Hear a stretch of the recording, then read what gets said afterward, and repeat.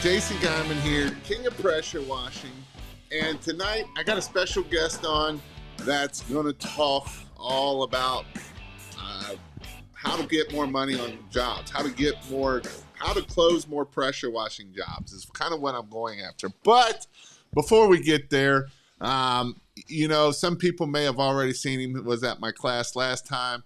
And so from there, we will get started. But this weekend, I always have something going on, right? And so this weekend I'm a water rescue dude. I do water rescue, and we have our final training for one of our new guys for divers. And tonight, I always talk about mindset. It's all between the ears, right? Everything is between the ears. And so this week, one of the tasks you have to do is you swim down a line, you have to find the tank, get your air, everybody did well except one person. And so, in business, I used to be like, when I would walk into my class, that when I'd have a Donovan or whatnot, and I would look at people and I'd be like, that person ain't going to make it. That person, but I've learned that we don't always know, because at the end of the day, it's all up in here. It's all between the ears. And it is even with business. And I see this so many times with business of, we have self-limiting beliefs. We have all of those stupid things that keep us from moving us together and going forward. But before we get going on here, who I announce who this is, let's see. We got Greg. Hit the likes. I appreciate that too. We got Pink Robin from Florida. I hope you didn't get blown away too bad down there. I think you're more Tampa, so I think you all are all right. We got F-Bomb. We got Mr. Bobby Walker. Bobby Walker in the house. We got Columbus Exterior Cleaning. Hey, gentlemen. And so with that, And so this is what I'm going to hit on. No, well, first off, I'll let you go first here of who are you, where are you from, just kind of that general information. Yeah. Hey, everybody. Bobby, I like the cigar photo, by the way. Guys, I'm Liam. I'm a copywriter. I work only in the home service space, help a lot of businesses grow their revenue through copy. Yeah, that's my deal. I write words that make money. So I don't want to hit on that. I'm going to hit on something else. So how Liam knew Jason Guyman versus I knew Liam before that is, you remember this tool that I tell you all to use all the time?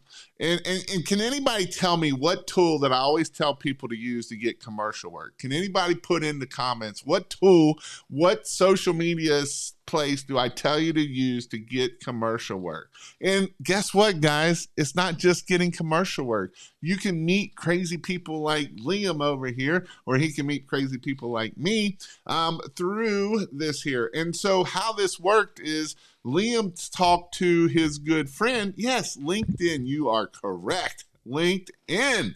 And so I'm on LinkedIn. And so Liam had been following me, stalking me, I guess. I don't know. And so from there, he had talked to one of his good friends and was like, hey, man, you need to talk to this dude. And I talked to him, and I already knew him.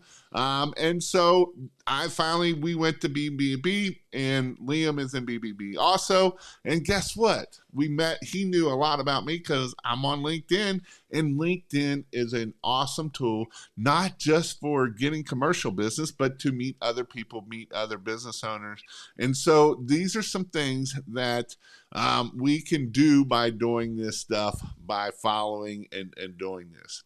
So with that, I know I just talked a whole lot, but here's what I want to talk about. So I said I was going to talk about how to get more jobs with these proven techniques. So how can we get more pressure washing jobs?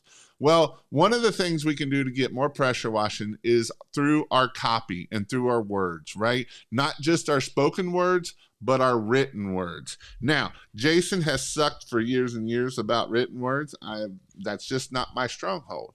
But Liam, that is his stronghold. So tell us, how did you get into copywriting? So writing is what I really always wanted to do. And I was in a very unhappy career doing IT consulting and just trying to write on my own creatively. And I finally got to a place where I was like, if I don't go do what I really want to do soon, I'm never going to do it. So copywriting was a really just a way to help me with my creative writing. But then I fell in love with the copywriting. I thought I would, at least I was writing during the day, then I could do creative stuff at night. But I just fell in love with copywriting and was doing freelance copywriting. And this friend that you mentioned with LinkedIn, I met him smoking cigars at a cigar shop, and turns out he's a very well known person in the home service space. And then he's like, "Oh, home service needs copywriters." And this is Michael Kaplan, if anybody is wanting to know. And yes, Liam likes to smoke a cigar, about 3 or 4 instead of just 1 or 2, right? 3 or 4 would be a light day. Continue. Yeah, no. So I started doing freelance work for home service businesses, and it was a lot of like onesie twosie stuff, a blog here, an email sequence here. And then I went to ResponsiCon this past January, and I was doing a talk on how business owners can write their own emails that will convert, that will bring in money. And I'm on stage doing this, and they cut me off and are like, "Liam, we're not going to go home on Monday and write our own emails. We hate this. Let's brainstorm a new business."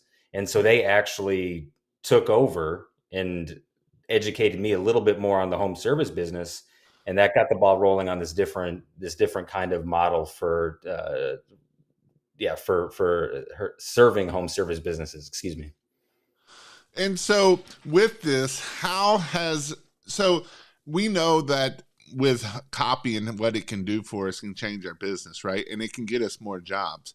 And so Mhm. you've worked with several companies already. And how have you helped their bottom line go up by writing copy? So are you asking me specifically for the results, like kind of numbers? Yeah. I mean, I've written I have a 4 email sequence, a drip campaign we did that generated $300,000 in 6 weeks for a client.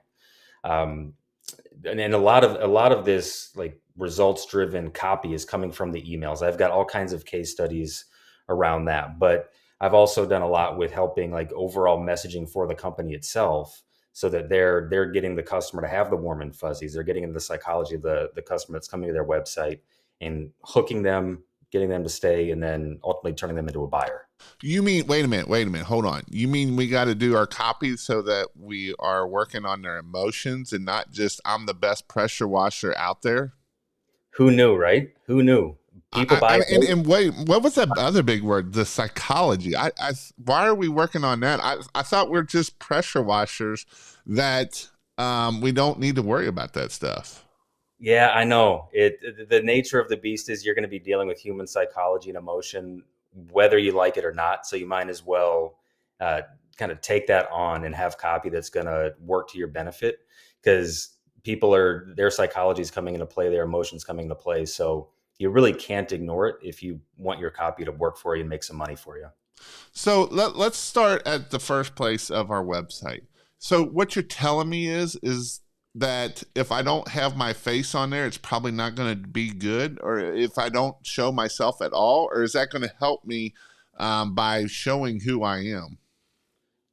Do you want to buy from a robot or from a person if somebody's going to be coming to your house to wash the house, right? So having your face on there, bringing a human voice and a human face to your website is going to go a long way. People are going to resonate with that more so than here's the logo, here's our truck, and we wash houses. So what are some other things? So why do we, so do we want to show our family too, or is it just me and my ugly mug? Or do we Show want to show our employees also on there? you're making human connections. That's what you're doing. And if you show your employees, you show your family, that's going to go a long way. People are going to see, okay, this is a human being on the other end of this transaction, and I trust them to come to my home and clean the house, clean the gutters, wash the roof. So what are some things on our website that will help get people to click it so that way we can get their information, so then we can write a nice email series and touch on those emotions. But what are some other things that we can do on their main page to help people get clicked?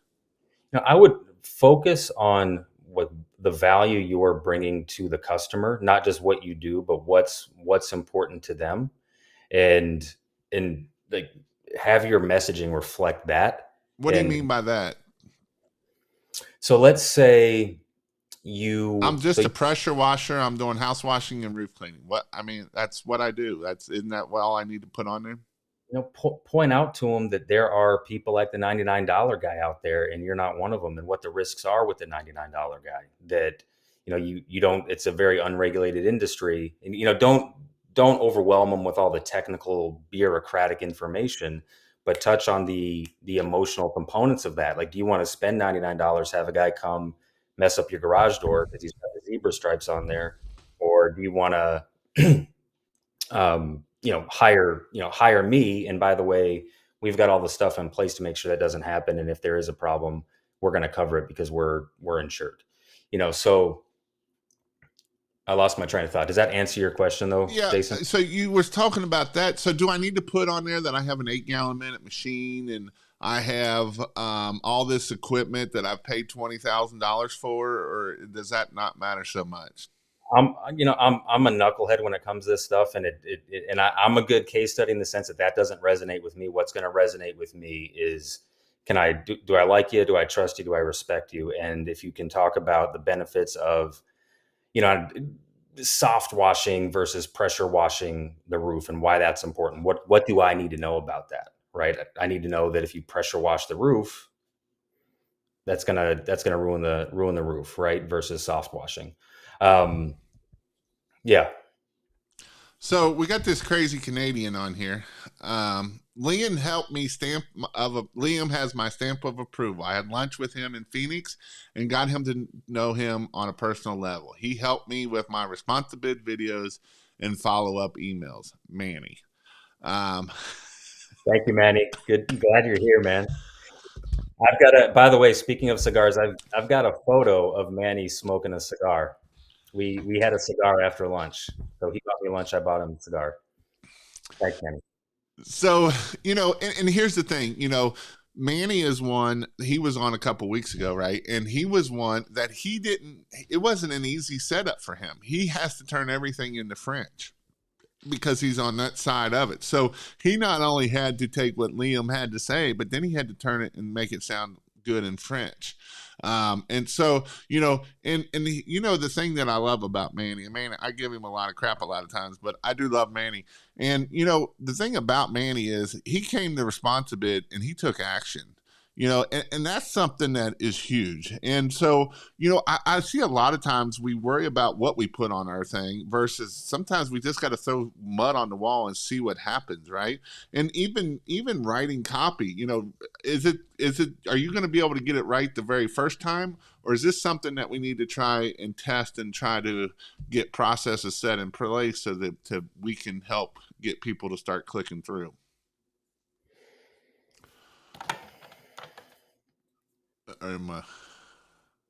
Did I lose you a little bit? Liam is part of my system processes. Did you freeze on me? So, hello? Uh-oh. But so this is something that I see a lot of times with people that people struggle with is getting copy. And I hope he can come back because I want to talk to him more about it.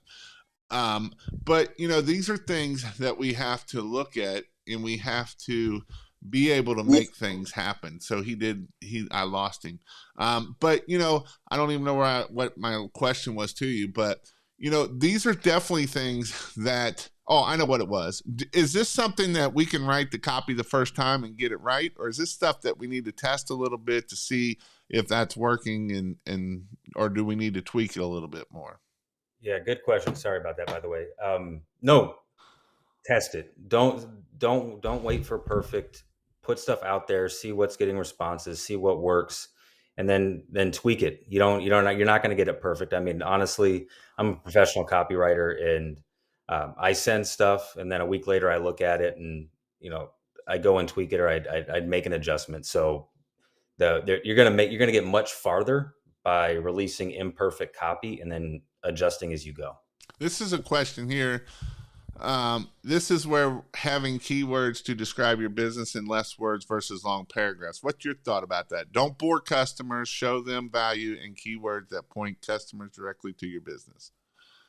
Love it. What comes to mind for me is trigger words. Like if you can identify, we talked about emotion and psychology. If you can figure out, What do you mean some, by what is trigger words? yeah. So trigger word would be something that when you say it, it triggers an emotional response, a psychological process that gets people engaged. Maybe it triggers like a fear. Here's an example. I was working with Eric Kelly on video scripts, and we were talking about like the fly by night holiday lighting guy in the video, and we had the word prey in there, PREY, not like prey like this, but like a predator. To describe the competition who can take advantage of people, come take their money, install crappy holiday lights, and then not support after the fact. So um, that's a little bit of a tangent from, I think, the keywords piece, but I want to point out the trigger words. If you do have words that you think will have an emotional resonance, that can go a long way. But I do think like short and sweet in touching on the key points of your business are going to be really helpful. And I have some thoughts about how to go about doing that, but I'll pause and let you respond or ask No, I want to questions. hear that. And yes, Timothy from LinkedIn, that we are on LinkedIn, and yes, we are still live. So if you have any questions, and if this is anybody, if you have any questions about copy or anything along those ways, um, definitely ask away. So you want me to dig into like how to go about identifying? I think it go about inquiring about yourself as the business owner and your business. Because what I've found is a lot of business owners are so close to the business. There are so many things that they take for granted running the business that they miss some of the details that can be really helpful for a customer. Like I'll give an example here in a second. But the other thing I'll point out is I found when I was able to like learn better questions to ask of my clients, it was almost like they were writing the copy for me because they were just giving me the information, and then I just did a little wordsmithing, and then we figured out ways to frame the messaging that got more customers, got money. So an example, I was working with a client recently in the holiday lighting business, and I wanted him to just tell me some of the boring stuff about your business, like the inside baseball that most people that you maybe take for granted. And he talked about the custom cut that they do of the lights and like something about their process where they make sure it's done a certain way so it's not going to be a fire hazard. And that level of detail, that attention to detail turned into kind of a cool story that we put on the copy we were working on, because that's going to have an emotional resonance. If you're a homeowner and somebody's going to that level of care and that level of detail, that's saying a lot about the business. So I think as you're going and finding these keywords to put on your website to describe who you are in a way that is meaningful and going to resonate emotionally with the customer, just like reflect on all the ins and outs of your business. It can be a little bit tedious, but I promise there's going to be like these light bulb moments like, oh crap, that's good. Let's do that. Let's message that. Does that make sense? Absolutely. Absolutely, it does. Because a lot of times, like you were saying, we get into our business, right? And we don't, and we get blinders on. And then all we see is right here, where if we can step out and get, and a lot of this has to do with working in the business versus working on the business. I heard someone actually responsive bid, they kind of changed everything because they had been so much looking into the business, and then they had a company that kind of brought them in, gave them the 100-mile view of it, and they were like, holy crap, we were segregating stuff that we should have never been. We were just right here where we could have been expanding because we were just focused right here. And I see we can do the same thing. We might think, oh, I'm just a pressure washer, I want to do just this and this, but we really need to look out and see what we can actually do, and make us even more at the end of it. Yeah, and think about a world where your copy works for you. Where you like actually go and, hey Chip, um, actually go and like actually get like a tangible feel for if your business was working differently because of the messaging that you have, because that happens. And I was telling you a little bit ago, I've got case studies where, we did some re-messaging of a lot of, in this case, emails for a client, but playing on their brand. It's Pressure Doctor out of Indianapolis. They have a fantastic name. You can have so much fun with that name in your emails. They got about like 60 grand in 3 weeks, in holiday lighting deposits in July, just by one, following up, but then having like really solid messaging, and their commercial business blew up that same month also. Um, but we took a step back, envisioned, okay, what is it going to look like if this copy is really going to go and work for us? And when I say work for us, what I mean is it's going to connect emotionally. It's going to play on the human psychology in a way that's in integrity, right? But it's taking that into account because people are, buying psychologically and emotionally all the time. So you might as well use it to their advantage and yours. Well, let's talk about that a minute. What do you mean they're going to buy psychologically? They it's it's not necessarily rational, right? And like psychology and the emotional side kind of go hand in hand. So you need to get them, you need to have an understanding to like of human psychology. So for example, a small percentage of consumers buy very analytically, like kind of like the engineering, like give me all the facts and figures, dot, dot, dot, dot, dot, dot, dot. But most people are buying emotionally, and it might be they might buy from a place of fear. So their psychology might be geared towards fear, which is for that person, they might need to know about the $99 guy, right? But if we're talking about maybe somebody who's like gonna get like warm and fuzzy from buying, excuse me, they need to be warm and fuzzy in order to buy. The fear thing, the $99 guy thing may not work for them, but maybe seeing the picture of the family, the business owner and their family on the website, like, oh, okay, I feel safe now, right? But the Well, and psych that kind of goes back to, right, our customer is probably 70% females, and so they want to be able to see you, and they want to be able to connect with you so that you're not a big scary dude when you show up, right? Yeah.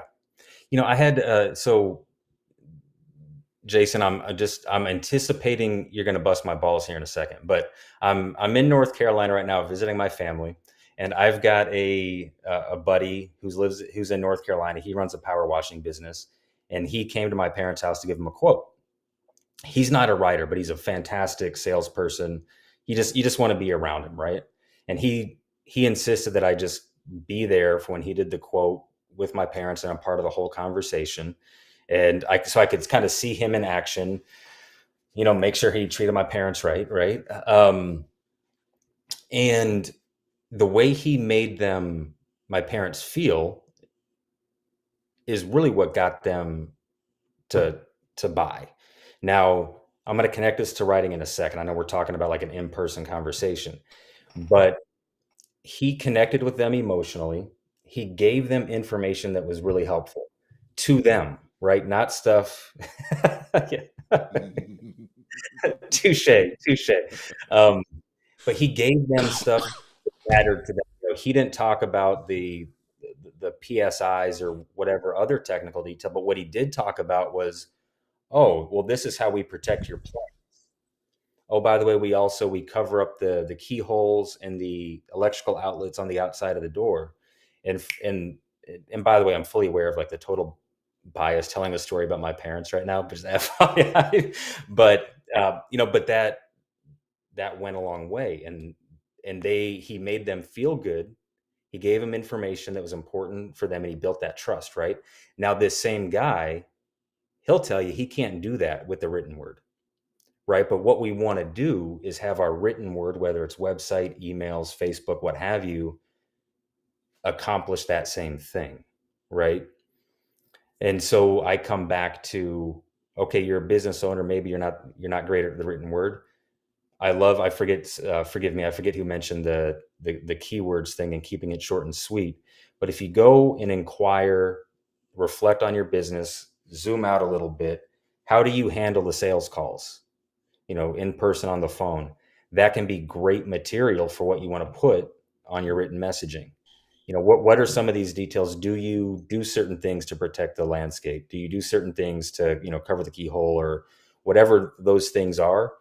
Maybe you don't necessarily say though, like every single one of those things on the website, or maybe you do. But what does it say about you as a company that that homeowner needs to know? Right. And then then you can start to figure out how you're going to connect with them in an emotional way and in a psychological way. No, it makes sense. And a lot of times, like I said, we're just a pressure washer, right? We're just a pressure washer. But in the reality, we're not. A pressure washer is a $20 an hour position. Working on this stuff is your $1,000 an hour stuff, right? This is what, if you're willing to work on this stuff and get this right, this is where you're worth $1,000 an hour. And you might say, Jason, you're stupid, you're crazy, but I'm not. Like I say, I've taught many 19-year-olds and paid them $15 an hour to go pressure wash a house. That's not where the money is. This is where the money, and this is how we get more jobs. This is how we can close more jobs, is by doing this stuff that we're talking right here.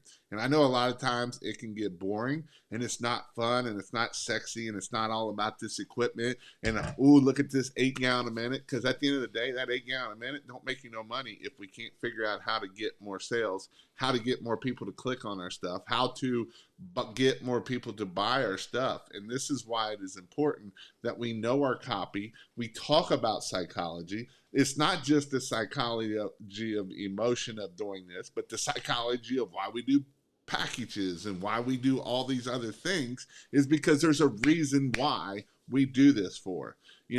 It's not because, oh, Jason said it's a good thing to do. It's because there's reasons behind it. There's psychology behind the things that we do. And, it's one of those things that we think, oh, I don't need to know that stuff. But it is at the end of the day, right? This is how this is how Liam is able to write copy to make it sound better, to get people to click on your stuff, to get you more leads. This is how, and this isn't just website stuff. This is social media. What are we writing? Oh, look at this. Here's this amazing before and after picture. Is that what we need to be writing on social media? Or is it, what is that pain point that your customer has that you can touch on that and you can poke at it, and then we can get them, it's kind of like the scratch they have. They got this thing that's a scratch that their house is, whatever that scratch is. And if we can figure out what that scratch is, we can give them the ointment and make them be like, oh, this is the best ointment out there at the end. Is that pretty much what I'm hitting on, correct? Yes, sir. Yeah. And just to elaborate on that a little bit, because I'd like to hopefully people walk away and can have some fun with doing this and going and making a bunch of money. I feel like I got really lucky landing in this home services space because I got to be in the company of really great people. And after spending a lot of time doing IT consulting in arenas where sometimes there's a bunch of not really value add stuff that people are spending a lot of money on, I I've fallen in love, and I'm not blowing smoke here, but I'm so impressed by and just like excited about getting to work with home service businesses in general. And I found like with the pressure washers, the holiday light folks, like there's a real like true value add that you're providing, and I think there's a real mission. And I think if you can kind of sell yourself as a business owner on what you're doing, when you go to write the copy, it's going to be so much easier, because what I think there's a lot, if you can get into that generous mindset, because there's some real stuff that people need that you're giving them beyond just getting some algae off the roof. Yep. That So was a what are some other things we can do to help us get better at writing copy? What are some things that if we want to, maybe, because it's not just writing the word copy, right? It's also if you're doing video copy, stuff like that, correct? correct. And you're asking me what can people do to get better at writing copy, or What if just we like don't have the money to pay somebody? What are some things we can do to help get better copy out there? my recommendation is to look at the buyer's journey and use that as your checklist in reverse order. So I'll explain this. Buyer's journey is the like it sounds. It's the journey people are on to go from not buying from you to buying from you, right? You have unaware, problem aware, solution aware, product aware, and then most aware, which would be like, recurring customers on like a maintenance package or something, right? Now, as you go further along on that journey, the conversion rate gets higher, right? Because now people know more about you and so on. So I would go in reverse order of um, where your messaging is on that journey and start with the stuff that's the lowest hanging fruit. And that is going to be the follow-up sequences for your emails and texts. Start there, and I'll give tips around that here in a moment. But then once that's done, then keep going in reverse order on that buyer's journey. Okay, what's next? It's probably going to be other kinds of email marketing, customer nurture, and just chip away at it bit by bit. Because if you're looking at the entire thing of copy, that can be overwhelming. So my advice to people who are, not copywriters, but they need copy and they're going to do it themselves, start there. Does that make sense, Jason? Yep, for sure. Okay. Okay. Tips on follow-up sequences, or did you have a follow-up question? Nope, I didn't have a follow-up question. Okay. So follow-up sequences, so we're talking emails and text. Somebody comes and gets a quote, and then how are you touching them after that? So you've got all your various phases. Don't start with writing. Start with mapping everything out. So if you've got, request for estimate, if you're doing in-person estimates, estimate scheduled, estimate sent, so on and so forth, map that out. And there are certain mind mapping tools you can do it. Then figure out, as you map it out, like, What's a good mind mapping tool? my favorite is one called iThoughts X. iThoughts X. Yes, and iThoughts Okay. X is I like. But so when I say map it out, like, do just like, okay, immediately they get the email for the estimate sent. Then is it a day later, 2 days later, whatever journey you want to take them on? Figure out how many days that is, how frequently you're going to touch them, whether you're going to touch them with an email or a text, get that mapped out, and then go in and decide. So we haven't even written anything yet, right? These are tips for non-copywriters. Then just decide what's important that they know for this email or for this text message, or maybe it is a point in the sequence where you're saying, hey, what hesitations or concerns do you have, right? So if you do all this mapping and you know the gist of each message you want to send before you've written it, you've just kind of done like a note to self. When you go to write now, it's going to be a whole lot easier to write because you've looked at that big picture. We were talking about zooming out, right? Too often I see business owners just think in terms of like one email, then the next email, and they all just kind of live in a silo. And it's just, hey, checking in on the proposal, checking in again, I don't see you on the schedule, kind of a thing. But if you can map out really an entire conversation that is happening just with the words you're writing, that's going to really connect. Makes sense. Um, so Scott put, I bought Liam's follow up in Nashville at the Huge and have already had clients tell me that my emails are nice and friendly and are very different from emails received from other service companies. And so we kind of hit on this, but why are they different from other email services? And I know you just literally just hit on that, but I want to hit on that one more time. Yeah, absolutely. So every word, every message is written by design with the intent of touching on something emotionally for that customer. We're playing on that psychology and we're trying to get inside their mind. And like what Scott bought from me, and by the way, thank you, Scott. Glad to see you here. It's all about the customer. It's not about you, the business owner. So a classic example is like of a don't example of what not to do is to say, "Hey, I'm so excited. We can't wait to meet you and wash your house, or we can't wait to meet you for the quote." And it's all about we. Now, it's super easy to get into that mode of inadvertently talking about yourself. But instead of doing that, say, "Hey, Jason, you're about to have a great experience. You're going to have a, beautifully clean home. We're going to treat you like royalty.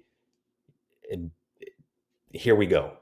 And there's a lot to get into with that. So I want to pause for a second because I don't want to just do a complete word vomit here. No, But am I I? love this because this is huge. Because a lot of times when it's all about we, it's all about our equipment. It's all about the stuff that they could care less about, right?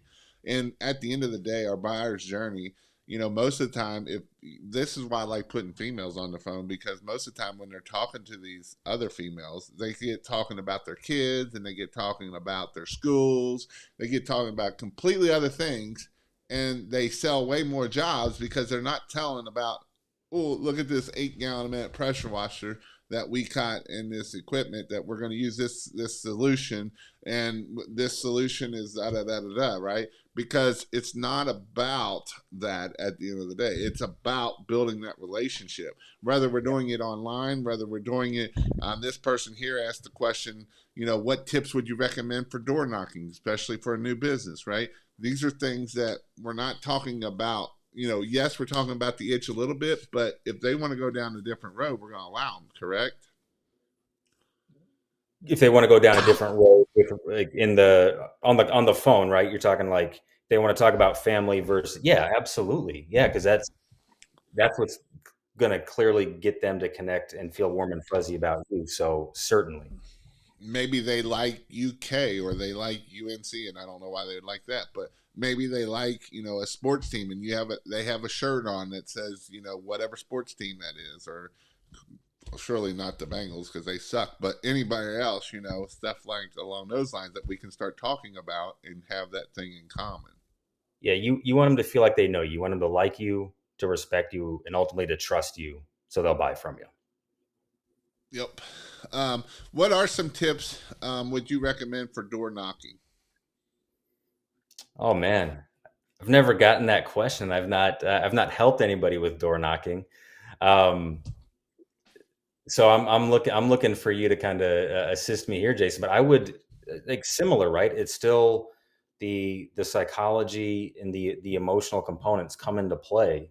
So I would focus on making them feel as comfortable as you can, as quickly as you can, Yeah, like and Timothy put here, looking professional. We're not going to be all, things. Again, we're going to keep our hands in front of our face. We're not going to keep our hands in our pockets. We're not putting them in behind our back. We're not doing a lot of those things that make you look a little shady and scummy. Be friendly, well posed, yep. um, stuff like that. I agree with Chris. So let's talk a little bit about email sequences. How Hmm. important? So a lot of times people they'll pay 50, $100, $200 for Christmas light per customer, and we will never follow up for that customer. We will never do anything along those lines. And so, how important is following up and having the correct, even just following up, period, but with good wording? How important is that? Incredibly important.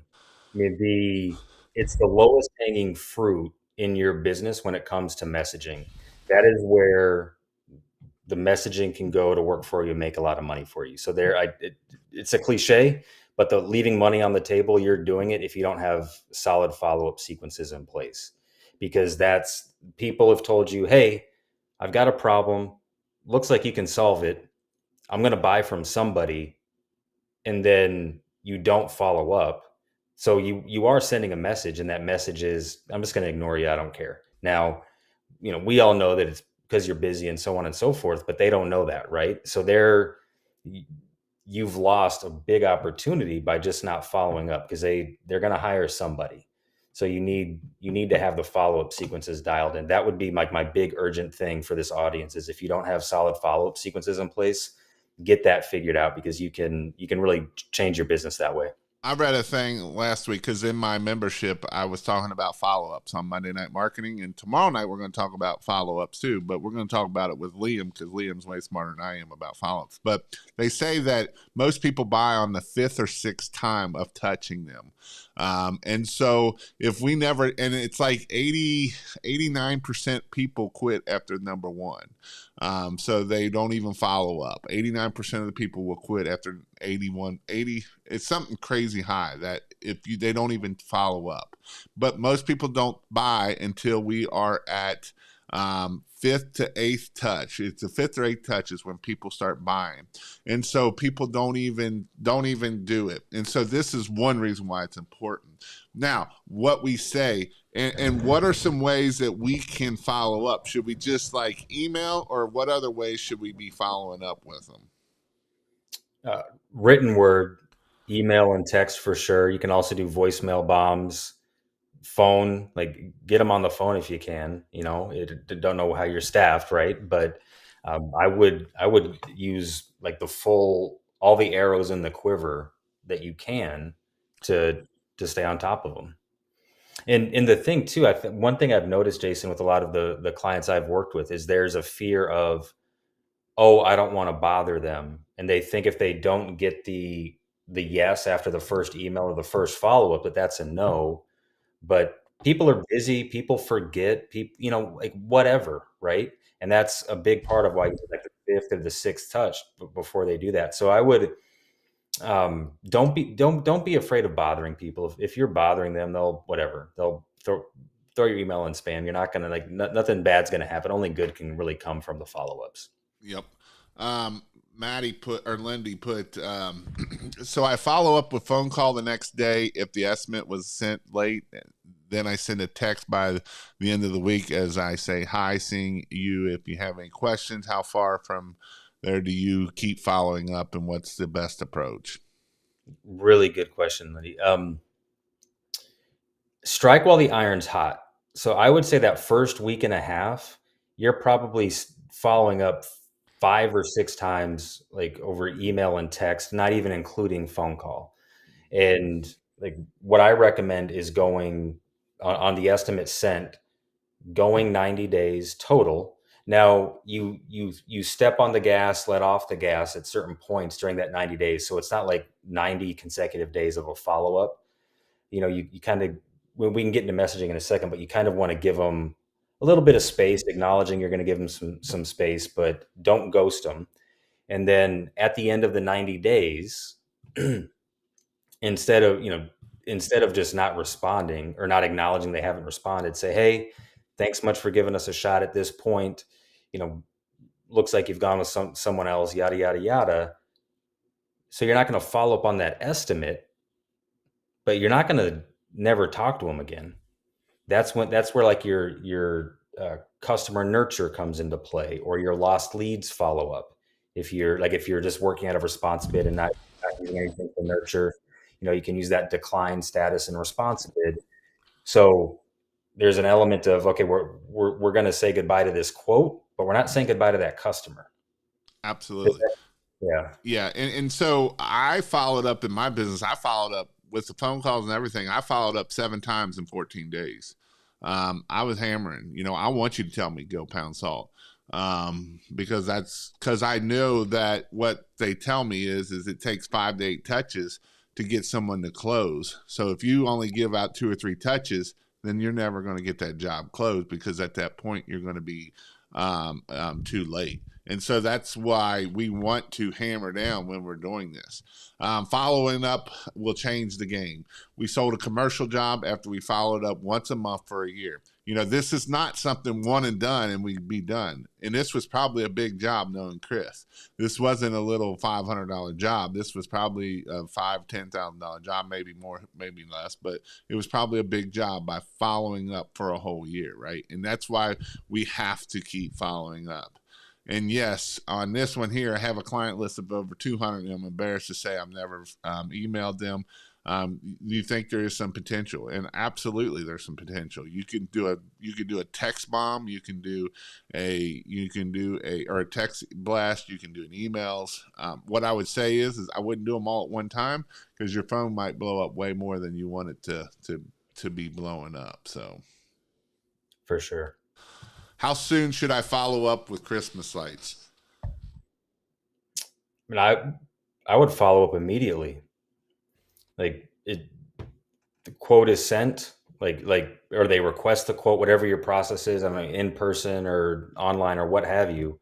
But they request it, they get a follow up immediately. I even we have it going in like another follow up within an hour, and then the next day, and especially with Christmas lights because it's a pretty short and fast season, so you're going pretty hard, relatively speaking, for a good 56 days. Mm-hmm. But that first week, especially, I think I'm recommending about 6 or 7 touches in the first week alone. Because again, Christmas lights is a little different than pressure washing. Christmas lights is an emotional buy, and so we don't want that emotion to get cold. We want that emotion to stay nice and warm and all cozy and fuzzies, and we don't want it to go. And we're dealing with. I'm sorry to say this, but we're dealing with females, and one day they can be this way, and the next day they're this way. I'm not saying that to get hate, but I'm sure I will. But that's just part of it, right? And so we're dealing with the emotion. We don't know what emotion they're on right now, but that's why we got to hammer on it and make sure it doesn't get cold. Yes. Chris put this as something at the end. The email should read, "Have you decided not to do business with us?" This will get a response every time. I Uh, love that. And or even putting that in the subject line. Like a great subject line is going to hook them and entice them to open the email. let's talk about that, because that's one important thing. Why? First off, subject line. Why is the subject line probably the most important thing that you can write before you even write the rest of the email? People are bombarded with email. I mean, they are, and they're not going to read every single email they get. So you want to increase your chances that they're going to actually click your email and open it and read it. And so the subject line needs to hook them to do that. And some ways to do that, I love talking about curiosity, benefit, and proof. Those are three. Where's my finger? There we go. Three different things there. If you can get two of those three in the subject line, that's fantastic. So that example that was just given, well, that would actually be a different type of an email, but one that still is going to entice them, kind of playing on that psychology where they're going to feel compelled to give a response. But if you go curiosity, benefit, proof, I'll use Pressure Doctor again, a client in Indianapolis. They've got the Colts and the Pacers are both clients of theirs, right? So they've got something that's curious, like, hey, the Pacers love what we did for their stadium. Curiosity, but also benefit, because it implies, well, if they did that for the Pacers, what can they do for me if I'm, a property manager of an apartment complex, right? So if you can, and proof could be data, social proof, customer reviews kinds of a thing. So if you can get two of those three in your subject line, you're pretty good. You've got a much higher chance they're going to open that email. Yep. And if they don't open your email, it doesn't do you much good to send it in. That's kind of the whole purpose of why I said that's the most important part, is to make sure our email. Can I spin that a little bit? It still can do some good to send the email, because even if they're not interested now, but they're seeing so and so pressure washing in their inbox, and so now when they've got a dirty house or whatever, they're less likely to go to Google and search for your competition. They're gonna be like, oh wait, what's that company that's been emailing me every month with a newsletter? Let me go. Let me just reach out to them. So there is that benefit, FYI, if people don't open the email. Any advice on how to create that warm feel and get encouragement on Christmas light follow up? Start like right away, Ricky. Make it, good question, by the way, make it about them. Don't do the, My company is the best company out there. Yeah, and what's touch on a couple things.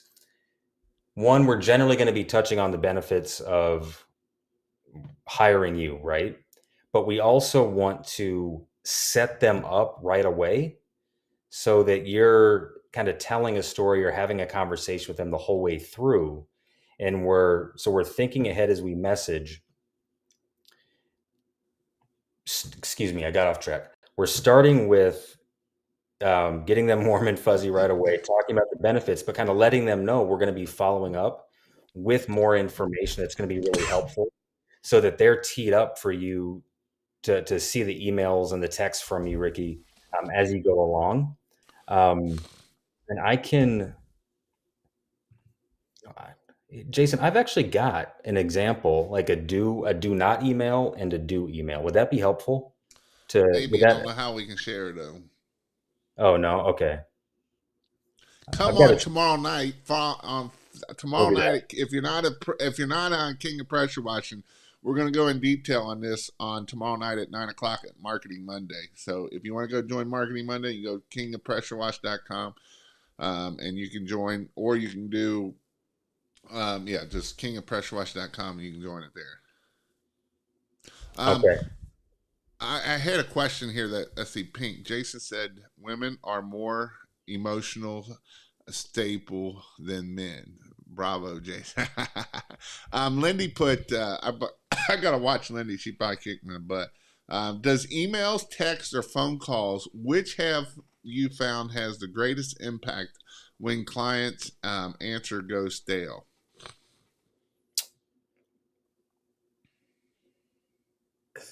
Text. Text is going to get the highest response rate if you've got somebody who's not responding.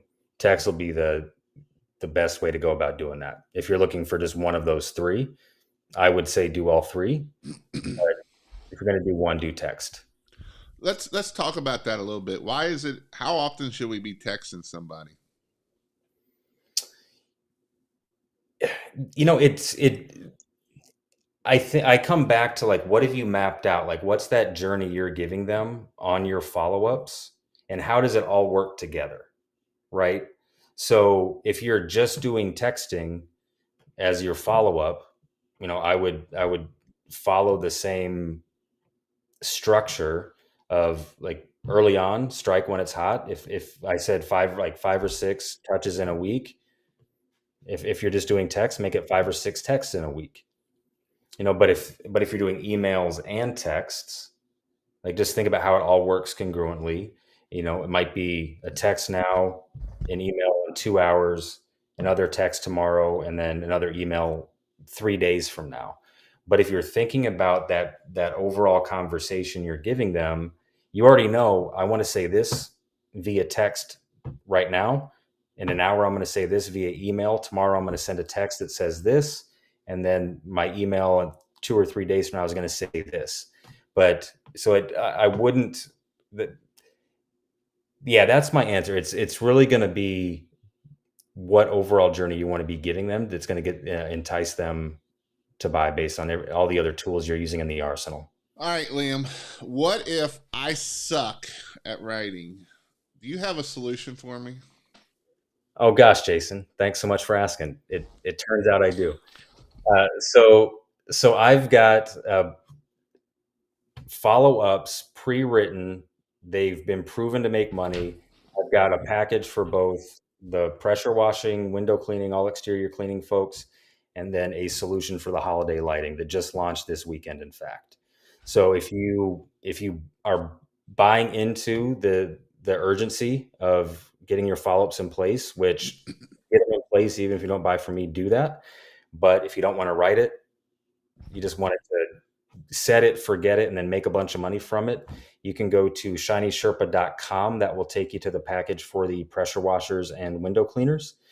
Right now, it's just 2 sales pages. If you go to if you go to shinysherpa.com/lights, the holiday lighting package is on sale right now. You get a discount if you use coupon code Jason, by the way. That's So I me. If you didn't know that, Jason. And this is something that I know several people they bought it from, or a couple people that bought it from when we did the training, and they've had really good success from it. I like to see, I want to see kind of how the success comes from the Christmas light stuff. I know it's going to come, and so that is definitely something that I would consider thinking about doing if you don't want the time to do it. And is it going to cost you? Yeah, but how much money are you losing by not doing a good follow-up system? You'll make your money back very fast. The I mean, pressure. just for instance, on a Christmas light job, it's going to cost you less than one Christmas light job. If that's what it's going to cost you, less than. So if you're following up, you've got a fully loaded arsenal of emails and texts. You're gonna make good money. And I know Lindy right here. I can't use the coupon code Donovan. No, it doesn't work as good. But Lindy here, she texted me the other day that and this is Christmas lights. That she's had 90 bids, and I think they've closed 13 or 14 of them. So, and their average ticket I think is pretty good too. So, it's definitely, and she's not even using this here, which it could help our average go up even more. If we can get our average to go from 15% to 17% close rate, how much more money are you going to make at the end of the day? Right, right. That's 2 or 3 more jobs just off of that right there. And keep in mind too that this is not good just for this season. Like if you buy it now, you're good for the holiday lighting season this year. You're good to go for all the seasons, so you don't have to think about it anymore. It's off your plate, and it's going to work. It's going to make you a bunch of money. So I put a different link in the description, but say it one more time. So for the pressure washers, Yep. go to shinysherpa.com. And for the holiday lighting package, shinysherpa.com/lights. How do you But spell that? SHINYSHERPA.com. And then make sure you put the Jason discount code in there too, because it'll give you a pretty good discount, I think. So Yeah, I don't know if it will or not, but it might give you like 2% off. So definitely do that. So I won't leave people in suspense. Holiday light. So the package for holiday lights is on sale right now. But if you use Jason, you get an additional 10% off. If you use Jason on the pressure washing one, you're going to get 20% off. Yep. So definitely make sure that you are. It is worth your time, and I know Chris is going to be at our next Christmas light class in a couple of weeks. So we'll be talking about it there too when we're there, because I'm big into follow up. And I'm not just big in, oh, this is what Jason says, because I'm not smart at this stuff. I'll tell you right now, I suck at it. I wish I had better follow ups when I own my business, because the money is in the follow ups. People don't realize, we will spend hundreds of dollars to get Christmas light leads, and then we don't follow up. We're literally pissing away money at that point. We're burning money. And I don't want you to burn money. I want you to make money. I want you to grow your business. And, I'm not going to give, and this kind of goes back to, I don't promote a lot of people. And I don't promote a lot of people. The people that are watching me, I don't promote and say, hey, use this person. But this is one that I'm saying, hey, use this person. I've given a lot of people Ashley's name for Christmas lights for Facebook ads, and she's killing it for people, right? I don't promote a lot of people, but when I do promote people, I would do it. I wouldn't just be like, oh, that's just helping Jason. No, this is something that's going to help your pocket. $800, $900 is less than one Christmas light job, or 2 pressure washing jobs if you're getting your average job. It's worth it in the end. You not doing follow up and you're paying whatever for leads, you're just pissing money away at that point. As Ray always says, you either follow up or you fold up. Because if you're not following up, you will fold up, because there's a point you won't be able to keep enough leads. This is a way to help keep getting leads. Any last words before we jump off here? Scott just put Liam's follow-ups literally are copy and paste straight into responsive bid, and you have to change is the frequency, time, and that of the email sent. Thank you, Scott. Any last words of any last words of wisdom? You know, just to echo what you said, I really want people to understand copy and messaging can really work for you and make you a bunch of money. So just be thinking about it. Get and start with the follow up sequences, even if you don't buy from me. Just get that in place because, like Jason said, that is where the money is. And yeah, it's not an expense. It's at the end of the day, it's going to make you money.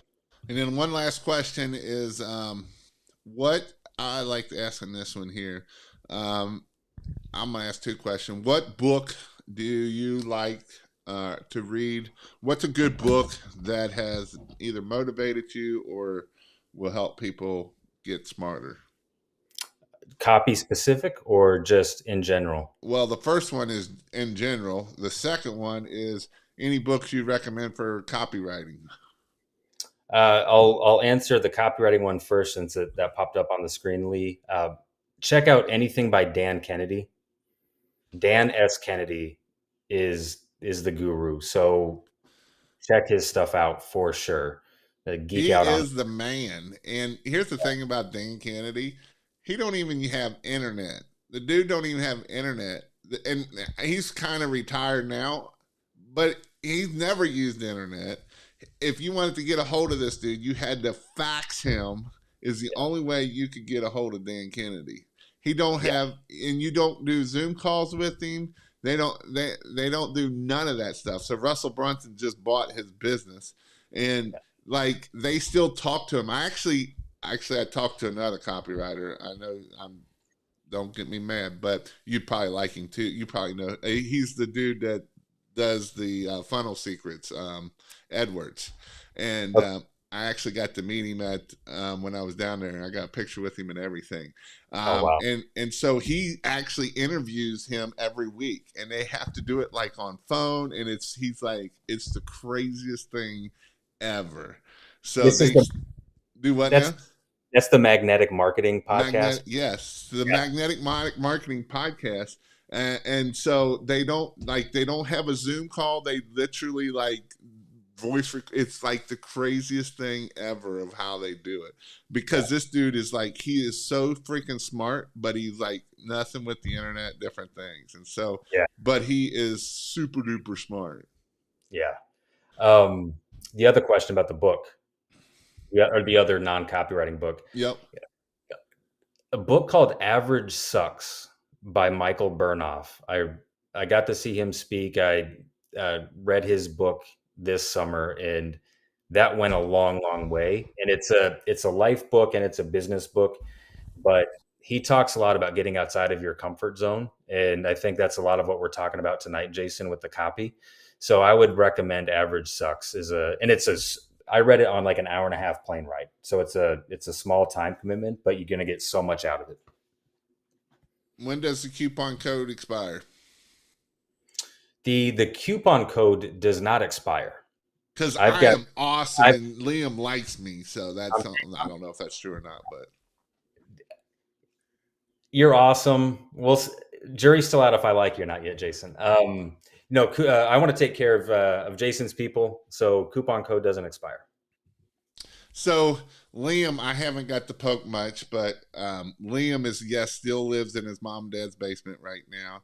He's 40, almost 40 years old, and you know he's that typical person that's the no, he just moved back there, and I had to give him a little crap. Everybody in the class was giving him crap, and it was pretty funny. So Wait. I do have some final words now, real quick. No, thanks, Big Rob. I'm visiting my parents near Raleigh, and Jason happened to be doing a class, so it was just hilarious. I got dropped off to go speak at Jason's training, Jason and Donovan's training, and my parents dropped me off. So that's the joke. FYI. and I, then the icing on the cake is his dad walks in and like, "Where's Liam at?" And we're like, "Okay, then." All right, guys. Go check out King of Pressure Washing if you want to learn more about follow up tomorrow night. We're going to get into a little bit of we're actually going to show you what what not to do. We're going to put, Liam's actually got a couple emails of this is an email, this is what not what to write, but this is what to write. And so if you want to go check that out, you can go to King of Pressure Wash. Also, we are having another training coming up in October in about 2 or 3 weeks. 2 weeks, October 14th, I believe it is. And so that is a pressure washing and Christmas lights. If you're thinking about getting in Christmas lights, it is not too late to get in Christmas lights. And so this is both of them are hands-on. This isn't watch Jason and Donovan do something. This is watch Jason and Donovan do something, and then it's you get to do it. You get to climb on the roofs. You get to use the pressure washer. You get to use the water fed pole. You get to use the X-Jet. You get to use the pitch hoppers. And, we have a whole training facility where the whole house is at like eye level, so nobody has to get up on ladders. But we also have roofs and pitch hoppers, and we have the shoes. And so these are all the things in this training that we have. And so it is definitely something that if you're looking for training, it is definitely a hands-on. It's a 2-day.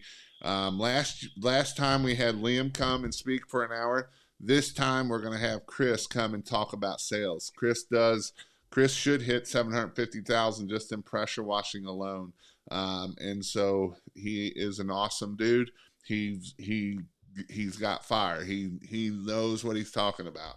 And so I've asked him, he will get an hour of talking, and he's also learning about Christmas lights. But he is an awesome dude about sales, and that's why I've asked him to talk. And so I would highly, highly recommend you do not want to miss this. This is something that's not just me and Donovan talking, but we actually have other people coming in to help you grow your business. But other than that, I hope you all have a great week. And I know we're getting into that season where some of us, pressure washing is starting to slow down a little bit. Some of us, pressure washing is starting to pick up as long as the hurricane didn't wash you all away. But it's definitely some things that you all will start picking up at this season, and some of us are slowing down. Yes, we're getting that cold weather, and so I hate cold weather. But other than that, thank you, Liam, for coming on, and we're going to see everybody later. Thank you, Jason. Thanks, everybody. Appreciate you. Awesome. Hang on.